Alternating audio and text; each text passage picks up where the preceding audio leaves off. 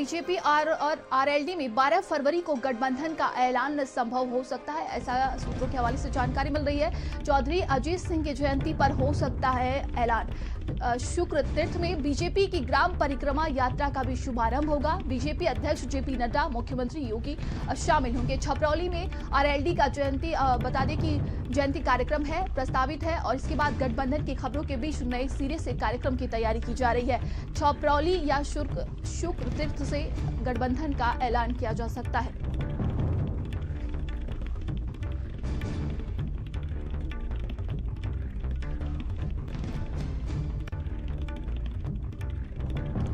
संवाददाता संजय हमारे साथ लगातार बने हुए हैं। संजय, कहा जा रहा है कि 12 जनवरी को आरएलडी और बीजेपी का गठबंधन का ऐलान किया जा सकता है।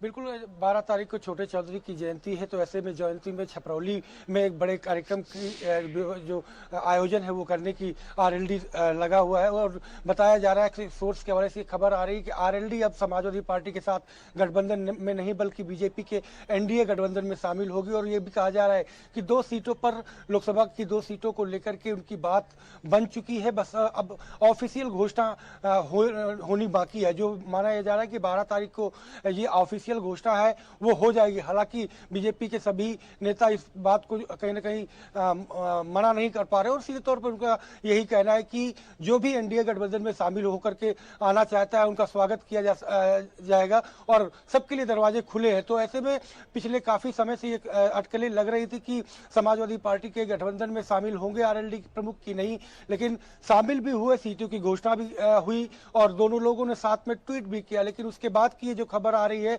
वो ये कि अब सपा और आरएलडी का गठबंधन नहीं बचा, अब आगे का गठबंधन जो है वो एनडीए के तहत आरएलडी का देखने को मिलेगा। जी बिल्कुल, देखिए संजय, समाजवादी पार्टी को ये बड़ा झटका तो लगेगा ही, लेकिन कहीं ना कहीं आरएलडी के अगर राजनीति सफर की बात की जाए तो उनके राजनीति सफर के लिए ये बड़ा बदलाव हो सकता है।